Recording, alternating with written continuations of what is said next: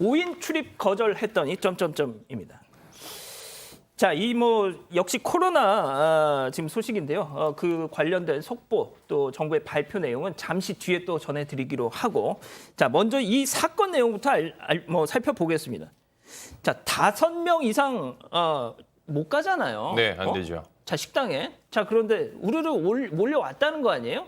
그러더니 무슨 사건이 벌어진 거 아닙니까? 지금 방역 수칙상 이제 5인 이상 사적 모임은 이제 안 되고 있습니다. 제한이 되고 있는데 이 식당에 갔다가 지난 3일이었습니다. 식당에 갔다가 이 5인은 안 된다라고 하니까 다짜고짜 폭행을 휘두른 사건이 발생했습니다. 당시 지금 화면이 멈췄죠. 저게 원래는 쭉 진행되는 영상인데 저희가 잠시 멈춘 겁니다. 조금 폭행이 담긴 영상이 있기 때문에 저게 중년 남성 2명이 식당 종업원을 마구 폭행하는 영상을 저희가 입수해서 저렇게 보도 드리는 상황입니다. 코로나 때문에 5인 이상은 받아줄 수 없다라고 말하자 막무가내로 가게 안으로 들어왔고요. 여기에 대해서 이제 제지를 하려고 하니까 종업원의 얼굴에 주먹질을 하더니 발길질까지 했고 일행인 또 다른 남성 역시 말리기는커녕 목을 조르고 밀쳤다고 합니다. 경기 고양시 덕양구의 한 식당에서 벌어진 사건인데, 자, 그럼 여기서 이 폭행을 당한 식당 직원분 당시 상황 어땠는지 직접 한번 들어보시죠. 코로나19 때문에 5인 이상은 저희 받아줄 수 없다 말씀드렸어요. 막무가내로 그냥 요 테이블 안으로 들어오신 거예요. 계속 안 된다고 말씀드렸더니 이제 융통성이 없는 시작해가지고 욕설을 막 다른 데는 해주는데 왜 너희는 안 해주느냐, 너희가 얼마나 맛있길래, 심지어 12명 온 적도 있어요. 나눠 앉았다가 돌아다니면서 대화를 하는 거예요. 자, 지금 보신 것처럼 목 보호대까지 지금 하고 있는 상황인데요.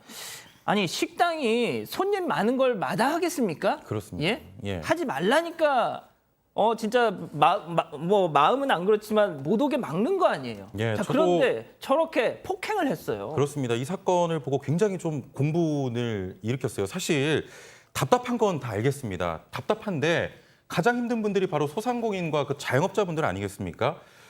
처음에 욕설을 했고 화가 난 직원도 대응을 했습니다만 무방비 상태로 주먹이 날라왔고요. 넘어져서 쓰러져 있는데 발길질까지 했습니다. 그리고 또 말리는 과정에서 멱살 잡고 또 목까지 졸랐고, 자, 그리고요, 화단에 있는 쇠막대기까지 뽑아서 휘둘렀다고 합니다. 이게 정말 결국 폭행을 당한 식당 직원은 기절까지 했다고 합니다. 아유. 아니, 변호사님, 이거 그럼 공사 좀 커지는 거 아니에요? 이 정도로 했으면? 그렇죠. 저기 여러 사람이 지금 한 사람을 상대로 해서 폭력을 휘둘렀고요. 또 쇠막대기 위험한 물건까지 휘둘렀어요. 저 지금 다치신 분이 얼마만큼 다쳤는지 모르겠는데 특수 폭행을 넘어서서 특수 상해죄까지도 생각해 볼 필요가 있을 것 같습니다. 예.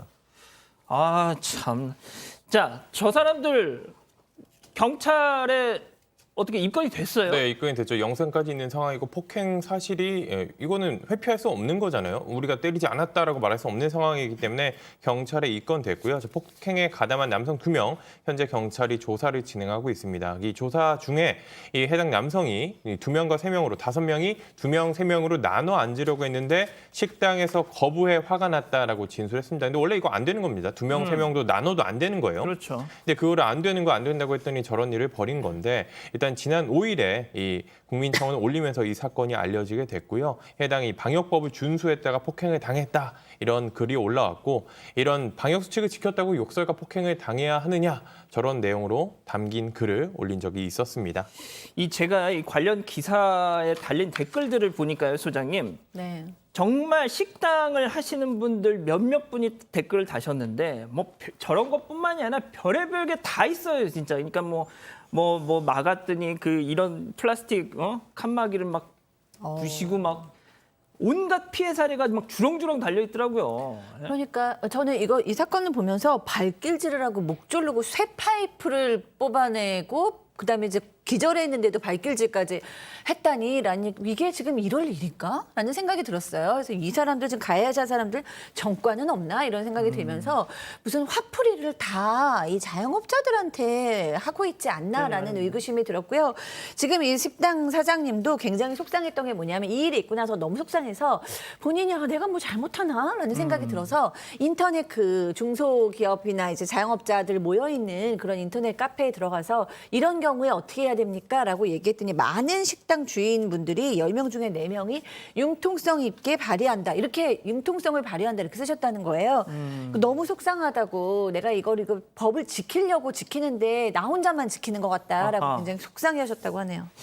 변호사님 그러면 이럴 때 어떻게 해야 됩니까 이거? 글쎄, 이 대응하기가 참 어려워요. 좀 지원이 필요할 것 같은데 일단 이 사람들, 그러니까 안 지키는 사람들의 이유가 현재 그 코로나 대응으로 만약에 저런 데 응하지 않을 경우 과태료가 개인들에게는 10만 원 정도인데 예. 업주들은 150만 원이고 바로 그겁니다. 안 그래도 댓글에 네. 아니 그렇게 균형을 이루지 못하니까 게다가 이제 확진자가 나올 경우는 아예 영업정지를 2주를 해야 아이고야, 하는 상황이거든요. 그래서 저는 이 부분을 어떻게 해야 하냐면 저 과태료나 영업정지로 인한 손해 부분을 그 원인을 제공한 사람의 구상권을 청구할 수 있도록 국가가 좀 도와주면 어떻겠느냐. 그러니까 국가 입장에서 정부 입장에서도 업주들에게 저렇게 강력하게 하는 게 불가피하다라고 판단한 건 있습니다. 그렇게 해야 좀 적극적으로 막을 거기 때문에 대신 손해를 본 업주의 손해는 그 원인을 제공한 사람에게 다시 또 추징할 수 있는 거를 좀 보조를 좀 해줬으면 좋겠어요. 예.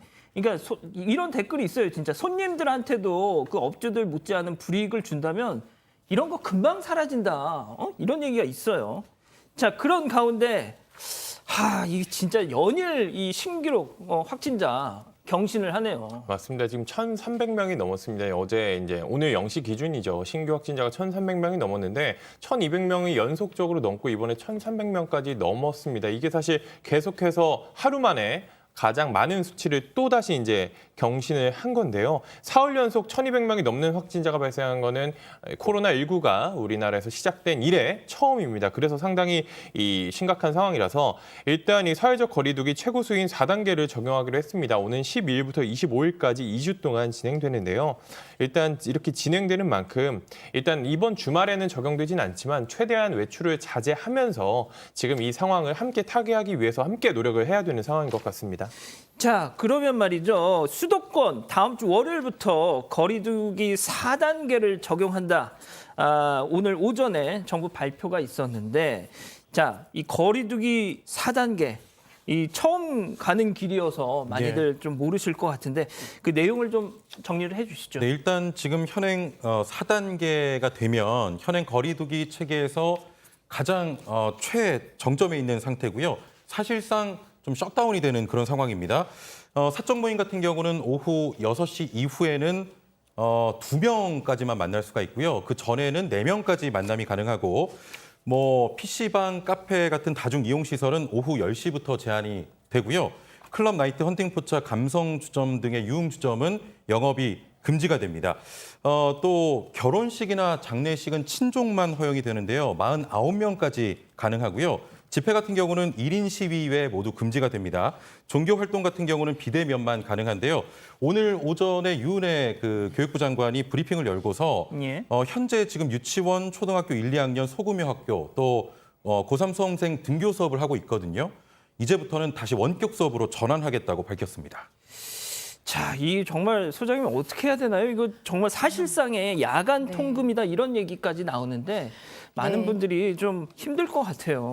그렇습니다. 저도 이제 너무나 사랑하는 저희 아이가 기침으로 예전에 아팠는데 맨 처음에 한 일주일은 그 아이를 위해서 거의 밤도 새고 간호가 되지만 일주일이 넘어가면 사실 저도 인간인지라 지치더라고요. 그러니까 사람이 인간이기 때문에 사실 지금 꼭 해야 되는 방역 수칙도 잘 지키기 어려울 정도로 좀 지쳐 있는 것도 사실이고 마음은 하고 싶지만 몸이 안 따라주는 것도 사실인데 그래도 지금 이게 마지막 고비인 것 같아요. 왜냐하면 백신이 일단은 지금 이제 맞춰지고 있기 때문에 우리가 마음을 다시 한번 다잡고 정부의 시책이나 4단계 거리두기에 힘은 들지만 참여를 해야 하지 않을까 생각이 듭니다.